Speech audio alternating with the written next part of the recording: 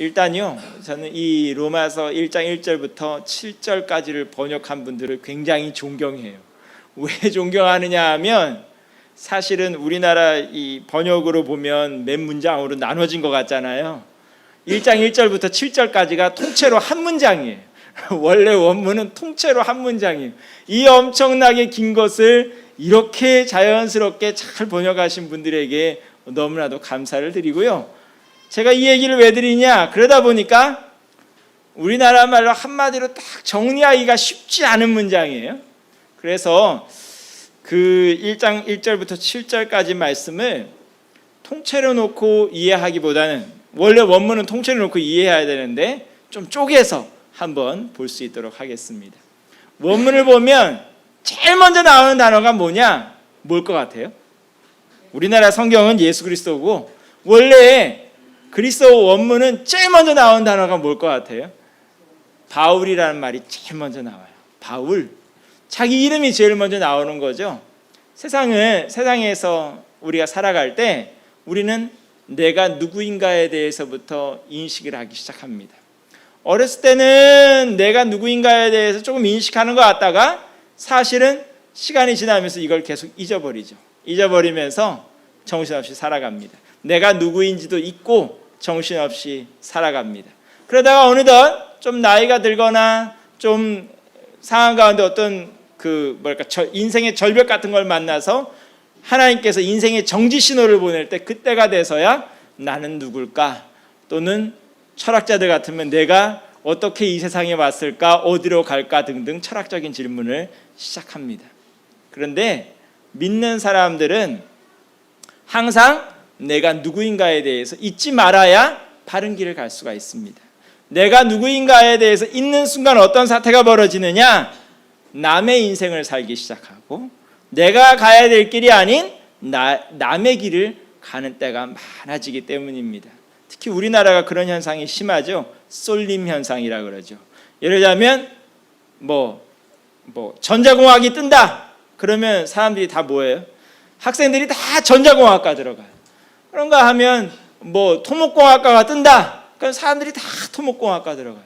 하나님께서 각자에게 주신 달란트가 다르고 길이 다르고 생각이 다르고 다 다른데도 불구하고 남의 인생 살아가는데 너무나도 바쁜 것이 우리나라 사람들이죠.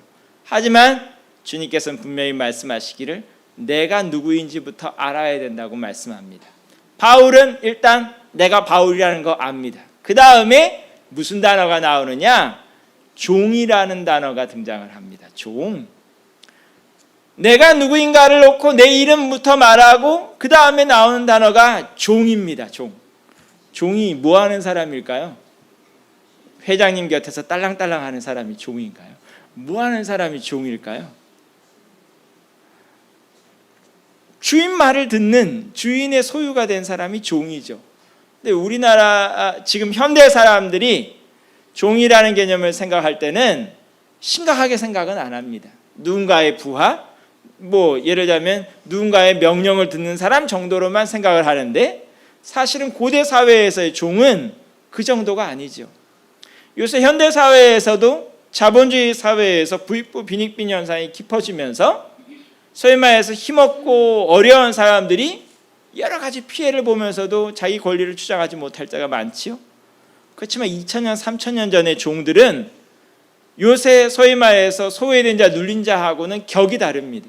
어떤 의미에서 격이 다르냐? 종에 대해서는 사실은 주인이 실제적으로 생사여탈권을 쥐고 있습니다. 어려운 말이죠. 생사여탈권. 무슨 소리일까요? 생명이 왔다 갔다 한다는 소리예요. 오늘날에나 아무리 부하 직원이고 말단 직원이라 할지라도 인권이라는 게 보장되지요. 과거에는 종 같은 경우에는 어디서 소리 소문 없이 죽어도 아무도 개의치 않습니다. 종은, 특별히 노예는 그런 자기의 생명에 대해서 권리를 주장할 수도 없고 모든 것이 다 주인에게 달려 있습니다. 주인이 생명이라도 빼앗아가면 언제든지 달아날 수 있는 것이 노예의 삶이었습니다. 노예가 휴가 요구할 수 있을까요? 제가 주인님을 위해서 오랫동안 열심히 일했으니까요 월차 내겠습니다. 이럴 수 있을까요? 종에게는 휴가라는 것이 없습니다. 그럼 종이, 물론 종에 따라서 조금 다르긴 한데, 노예라고 표현하는 그 신분에 있는 사람들에 대해서는 월급이라는 개념이 존재할까요? 사실상 월급이라는 개념도 정상적으로 존재하지 않습니다. 어떤 의미에서 존재하지 않느냐? 생활비를 주는 수는 있는데 월급이라는 개념이 없는 이유는 뭐냐? 주인이 주고 싶은 대로 주는 겁니다. 주인이 여유가 있으면, 또 그리고 종이 착한 일을 했으면 야, 상을 줄게 하고 주면 주는 거고, 안 주면 안 주는 겁니다.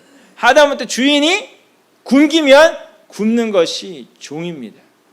여기서 사도 바울이 종이라는 표현을 쓸 때에는 이런 의미를 다 함축하고 있습니다.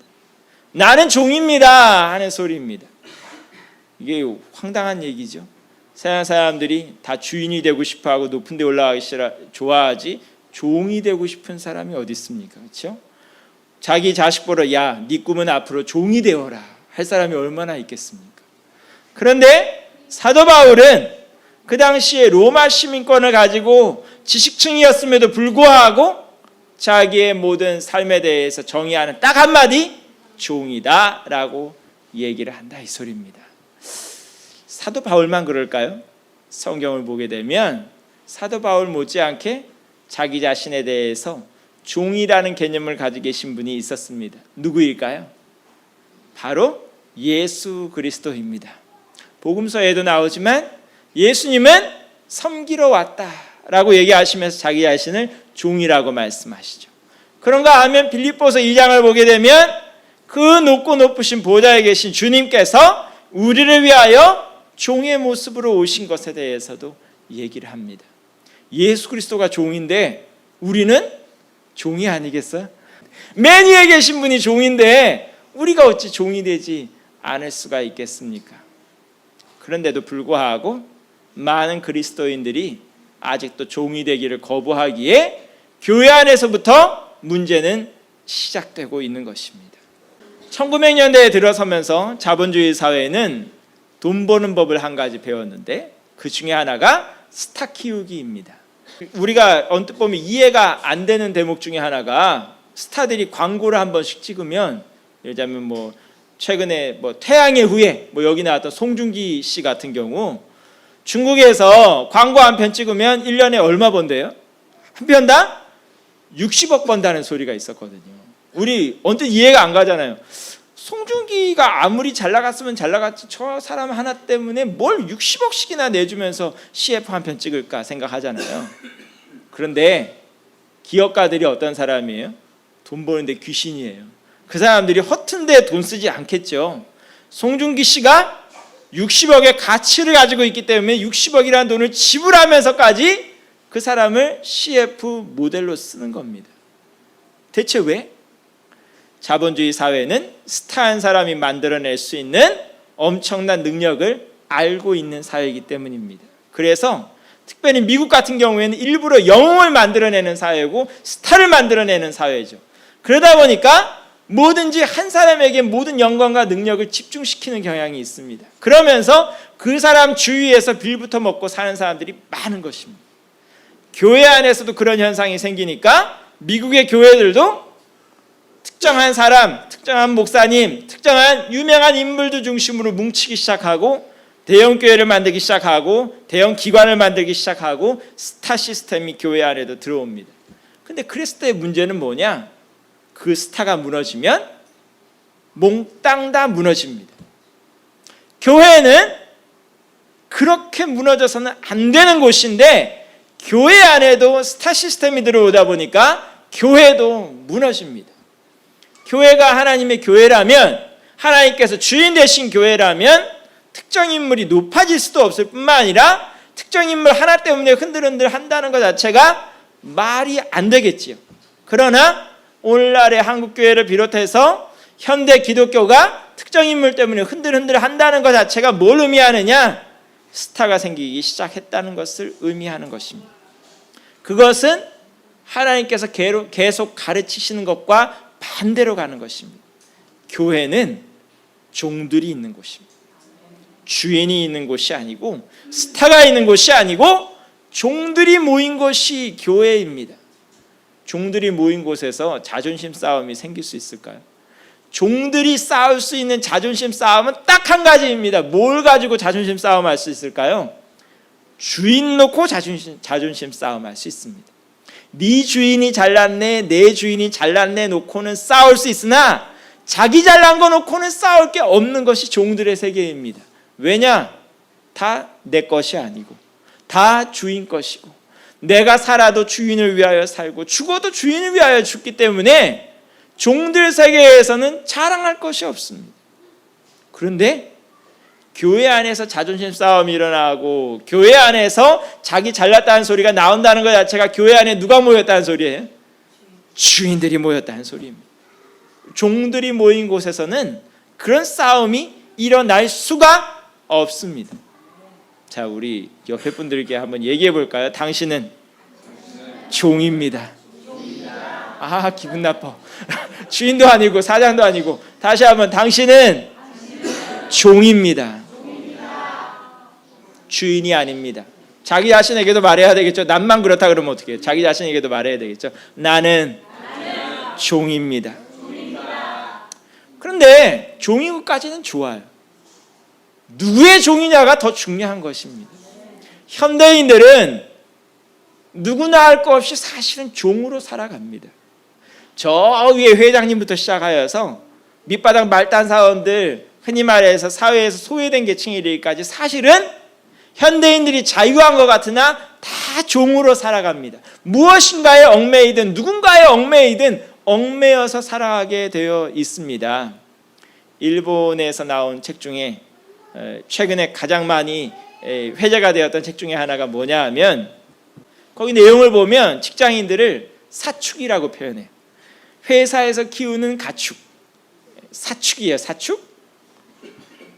무슨 소리예요? 회사원들은 다 위에 상사들, 사장님께 목매고 살아간다는 소리죠. 사실상 종이라는 소리입니다. 사장님은 종이 아닐까요?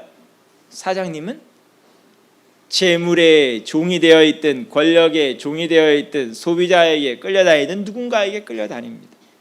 대통령은 종일 것 같아요? 아닐 것 같아요? 대통령도 종이에요. 왜냐하면 이 지지율에 끌려다니고 표에 끌려다니고 누군가에 다 끌려다니게 되어 있어요. 자기가 인식을 못해서 그렇지 누군가의 종은 다 되어 있습니다. 근데 그 종은 어떨 때 종이 되느냐 하면 이 땅에서는 어떨 때 종이 되는 현상이 생기냐 하면 무엇인가에 욕심을 내기 시작할 때 종이 되기 시작합니다. 재물의 종이 된 사람을 어려운 한자로 뭐라 그래요? 수전노라고 얘기를 하죠. 수전노예요. 노자가 노예를 의미하는 노자예요. 돈의 노예가 된 사람이 돈에 중독된 사람인 것이죠. 중독되는 현상, 노예되는 현상은 무엇인가에 욕심을 내기 시작했을 때 노예가 되기 시작해요. 그런데 믿는 사람들은 어떤 때 노예가 되느냐? 사랑을 받았을 때 노예가 돼요. 이게 무슨 소리냐? 무슨 소리냐? 잘 좀 들어보세요. 믿는 사람들은 재물 때문에 끌려 나오는 사람이 아니에요. 권력을 지고자 끌려 나오는 사람도 아니에요. 믿는 사람들은 인정 때문에 끌려 나오는 사람도 아니에요. 사실은 교회에서 최근에 현대 교회에서 가장 많이 쓰는 전도 방법 중에 하나가 관계 전도인데요. 관계 전도가 뭘까요? 인정으로 끄는 거예요. 인정으로. 누가 누구를 알고 뭐 선물을 주고 해서 인정으로 잡아 끄는 거예요. 근데 그것도 한편으로는 좋은데 한편으로는 문제가 있어요. 거기 어떤 문제가 있을까요? 그 인맥의 중심에 된 사람이 흔들리면 싹 다 무너져요. 그래서 한 사람, 특별히 그 영향력 있는 한 사람이 교회에 안 나오기 시작하면 그 사람만 안 나오는 게 아니라 어떻게 돼요? 주변 사람들이 싹 다 안 나와요. 문제가 있는 것이죠. 그것도 역시 지금 문제가 있는 시스템입니다. 믿는 사람들은 뭐 때문에 나올까요? 따라해 볼까요? 하나님의 사랑에 감격해서. 믿는 사람들은 사랑의 노예예요. 사랑 때문에 나오는 거예요. 옆에 권사님 때문에 나오는 것이 아니고 장로님 때문에 나오는 것이 아니고 누구 목사 때문에 나오는 것이 아니고 하나님의 사랑에 끌려 나오는 거예요. 그렇기 때문에 그 사랑을 부어주신 예수 그리스도의 종이에요. 예수 그리스도의 종. 그렇기 때문에 지금까지 말했던 종의 얘기와 예수 그리스도의 종의 얘기는 조금 말이 달라져요. 지금까지 말했던 세상의 노예들은 자기가 원해서 노예가 된 것이 아니라 억지로 억눌려서 권력에 의해서, 주변 환경에 의해서 억지로 죽지 못해 사는 게 종의 삶이에요. 그렇지만 예수 그리스도의 종들은 어떤 종들이냐 하면 자발적으로 자기의 삶을 내어놓는 사람들이에요. 왜요? 하나님의 사랑 때문에, 예수 그리스도의 사랑 때문에 자기의 삶을 내어놓는 사람이 예수 그리스도의 종입니다. 자, 이 복잡하고 어려운 얘기를 하는데 도움이 되는 개념 중에 하나가 소명이란 얘기예요. 소명이란 얘기. 소명이 무슨 뜻일까요? 불렀다는 소리예요. 불렀다. 영어로는 콜링이라고 표현하죠. 콜이 뭐예요? 부른다는 거예요. 왜냐하면 헌우가 하고 부르는 게 그게 소명이에요. 부르는 게 콜링이에요. 그런데 어떤 사람이 누군가를 부를 때 그냥 막 부를 수 있어요? 예를 들자면 제가 길 가다가 일면식도 없는 전혀 모르는 사람 부를 수 있어요? 없어요? 부를 수가 없어요. 부르면 이상한 사람 돼요. 부르면 이상한 사람 돼요. 뭔가 관계가 있기 때문에 부르게 됩니다. 하나님께서 우리를 불렀다는 얘기는 무슨 소리일까요? 하나님과 우리 사이에 관계가 생겼다는 것을 의미하는 거예요. 어떤 관계가 생겼을까요? 부모와 자녀 간의 관계가 된 거예요. 관계 출생증명서 가지고 계세요? 하나님의 자녀가 된 출생증명서가 뭐예요? 뭘 믿고 하나님의 자녀라고 우기시는 거예요? 여러분의 출생증명서는 바로 하나님의 말씀입니다. 요한복음 1장 12절 말씀을 보면 영접하는 자, 곧 그 이름을 믿는 자들에게는 하나님의 자녀가 되는 권세를 주셨으니. 가끔 가다 보면 이단들이 우리에게 와서 질문을 해요. 특별히 과거에는 서울 중심부 가면 밑도 끝도 없이 사람 붙들고 이렇게 묻는 사람이 있어요. 도를 아십니까? 여러분은 만나보셨어요? 도를 아시는 분? 도를 아십니까? 하고 물어봐요. 그러면서 거기에 말려들기 시작하면 별의별 질문이 다 떨어지는데, 이단들이 가장 많이 묻는 질문 중에 하나가 당신이 구원받은 거 어떻게 믿냐예요. 여러분들은 어떻게 믿어요? 출생증명서도 없고, 그렇다고 하나님께 주신 명함이 있는 것도 아니고, 뭘 가지고 여러분의 구원을 믿어요? 이런 질문이 떨어지면 사람들이 흔들리기 시작하죠. 그래, 생각해보니까 나 구원받은 적이 있는 것 같기도 하고 없는 것 같기도 해. 요새 내가 글쎄 하나님하고 가까운 것 같기도 하고 먼 것 같기도 하고 없는 것 같고 있는 것 같기도 하고 헷갈리기 시작해요. 그러면서 이단이 넘어가기 시작하는 거죠. 여러분이 하나님의 자녀인 것은 뭘 보고 안다고요? 하나님 말씀 보고 안다고요. 하나님 말씀이 뭐라고 나와 있다고요? 예수님을 영접하는 사람에게는, 받아들인 분에게는 하나님의 자녀가 되는 권세를 주셨대요. 다 한번 따라해 볼까요? 나는 하나님의 자녀입니다. 의인이 설 수 있는 터는 바로 소명의식부터 시작됩니다. 내가 하나님의 자녀라는 것이, 그 사실이 흔들리면 그 다음에는 백날 다른 것 말해도 소용이 없습니다. 여러분이 목사가 되건 선지자가 되건 예언자가 되건 뭐가 되건 간에 내가 하나님의 자녀요 구원받은 자라는 확신 자체가 날아가 버리면 그 다음 거는 다 말짱 헛거입니다. 하나님과 여러분 사이에는 부모와 자녀가 아니라는 굉장히 밀접한 관계가 형성돼 있으므로 하나님께서 우리를 부르시는데 어떻게 부르셨다고요? 지명하여 불렀다고 얘기를 합니다. 이사야서 43장에 나오는 얘기죠. 내가 너를 지명하여 불렀나니. 지명하는 게 뭐예요? 이름을 불렀다고요. 사도 바울이 로마서 쓰면서 제일 먼저 뭐 썼다고요? 자기 이름 집어넣었다고요. 하나님이 나를 지명하여 부르셨어 라는 이야기예요. 이름을 불렀다는 게 왜 중요해요? 나를 굉장히 잘 안다는 것뿐만 아니라 하나님께서 나 한 사람 한 사람에게 관심을 기울이고 있다는 것을 의미하는 거예요. 관심이 없는 사람들에게는 어떻게 부를까요? 낮은 사람에게 야! 또는 거기 저기 이름이 안 나와요. 관심이 없으므로 이름도 못 외우거든요. 관심을 가지고 있기 때문에 이름도 아는 것입니다. 하나님은 한 분 한 분을 이름을 불러서 불렀다고 했습니다. 여러분에게 관심이 엄청나게 많습니다. 얼마큼 많으냐? 여러분 한 사람 한 사람이 굉장히 특별한 관심을 가지고 계셔서 하나님께서 여러분들에게 사랑 고백하기 위해서 아들의 목숨을 내놓을 정도로까지 특별하게 사랑합니다. 누가 더 특별한 사랑을 받을까요? 모든 사람들이. 이게 굉장히 애매한 얘기인 거죠. 모든 사람들이 특별하면 특별한 게 없는 거죠, 사실은. 그런데 부모에게는 특별하다는 말이 성립이 돼요. 자, 우리 부모님들 여기 절반가량은 부모님이시잖아요, 그렇죠? 아이들이 묻잖아요. 엄마, 형님을 더 사랑해, 나를 더 사랑해. 그러면 그걸 묻는 아우에게 뭐라고 대답할까요?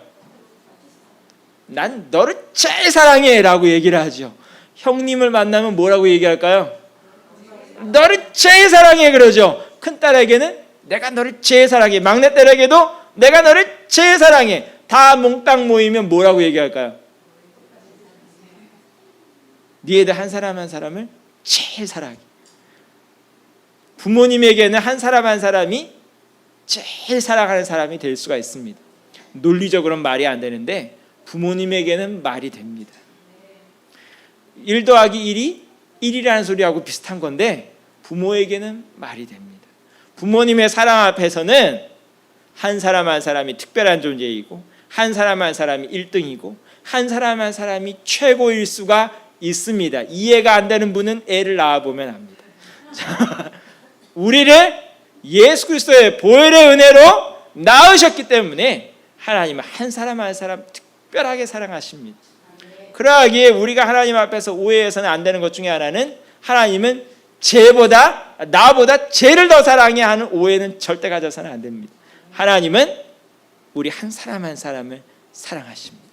그런데 그 내용을 좀 더 보면 우리를 그렇게 부르신 데는 목적이 있다는 거예요. 목적이 뭐냐? 한 사람 한 사람에게 대해서 꿈을 품고 계세요. 한 사람 한 사람에 대해서 계획이 있습니다. 계획은 영어로는 커스터마이즈라고 표현하고 우리나라식으로 표현하자 그러면 맞춤형 꿈입니다. 한 사람 한 사람이 똑같은 꿈을 가진 사람은 없습니다. 모든 사람에 대해서 하나님께서 가져 계시는 계획은 특별합니다. 그러하기에 다른 사람을 보고 자꾸 시기하거나 질투하면 안 돼요. 예를 들자면 교회 안에서도 아까 시스타과도 연결되는데 과거에요. 은혜 받았다 그러고 소위 말해서 믿음 가졌다 그러면 사람들이 다 뭐 하는 경향이 있었냐면 다 신학교 가라 그래요. 그러면 은혜 받은 사람 다 신학교 가면 다 모델하는 소리예요. 다 목사 되고 뭐 선교사님도 되고 특별한 목회자들 되라는 소리 아니에요. 그렇죠? 은혜 받았다고 다 목회자 되는 거예요? 그게 아니라고요. 은혜 받았다고 해서 다 신학교 가고 은혜 받았다고 해서 다 찬양 인도하고 은혜 받았다고 해서 다 이거 하고 저거 하고 아니라 하나님 앞에 은혜를 받았으나 각자 하는 일은 다 달라야 정상인 거예요. 그러기 때문에 옆에 사람 보고 시기하고 질투하면 안 돼요. 어떻게 해야 돼요? 나에게 필요한 또는 하나님께서 나에게 꿈꾸고 계시는 그 계획을 발견을 해야 돼요. 제가 우리 젊은이들을 놓고 항상 기도하는 게 뭐냐? 사명 발견하게 해주세요 라고 기도를 합니다. 옆 사람 눈치만 보지 말고 하나님께서 내 삶을 통해서 원하시는 것이 무엇인가를 발견을 해야지요. 옆 사람이 장관 됐다고 나도 장관 되는 거 아니고요.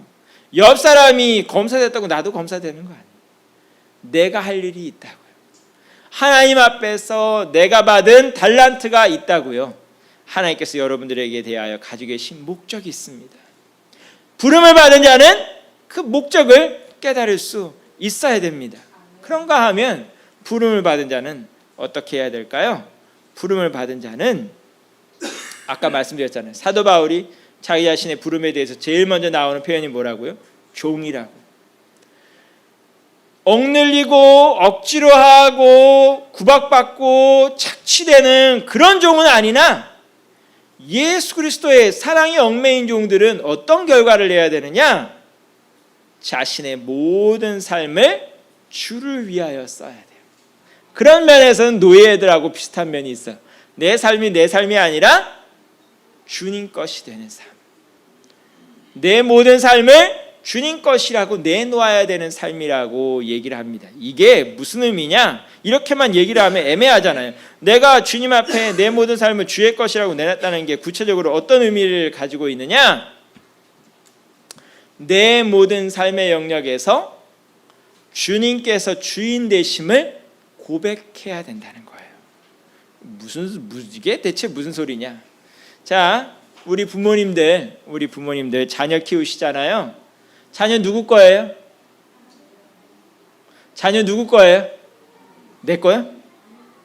자녀 누구 거예요? 우리 두 어머님만 하나님 거예요. 자, 자녀 누구 거예요? 자녀 하나님 거예요. 그럼 어떻게 키워야 돼요? 하나님 뜻에 맞춰서 키워야죠. 근데 우리는 어떻게 키워요? 내 뜻에 맞춰서 키우죠. 그렇기 때문에 무슨 일이 벌어지는 거예요? 자녀 학대하는 사건이 생기는 거예요. 그런가 하면 내 일터 누구 거예요? 점점 예의가 줄어들어요. 내 일터 누구 거예요? 내 일터 하나님 거예요. 그러면 내 일터 뭐 하는 데 사용해야 돼요? 하나님의 영광을 위해서, 하나님께서 기뻐하신 열매를 맺는 일을 위해서 사용해야 돼요. 하나님의 기뻐하신 열매를 위해서 사용하지 않으면 어떻게 될까요? 그 일터가 복의 근원이 되는 것이 아니라 재앙의 근원이 될 수가 있어요. 우리가 살고 있는 집 누구 거예요? 점점점 얘기가 줄어들어요. 자, 내가 가지고 있는, 우리가 살고 있는 우리 집 누구 거예요? 우리 남편 거예요. 누구 명의로 돼 있어? 우리 남편 거예요. 집 하나님 거예요. 그럼 그 집에서 뭐 해야 돼요? 그 집에서 뭐 해야 돼요? 하나님 기뻐하는 일을 해야죠. 하나님께서 가장 기뻐하는 일 중에 하나가 뭘까요? 따라해 볼까요? 사랑하는 거. 그런데 여러분들 집에서 요새 뭐 하세요?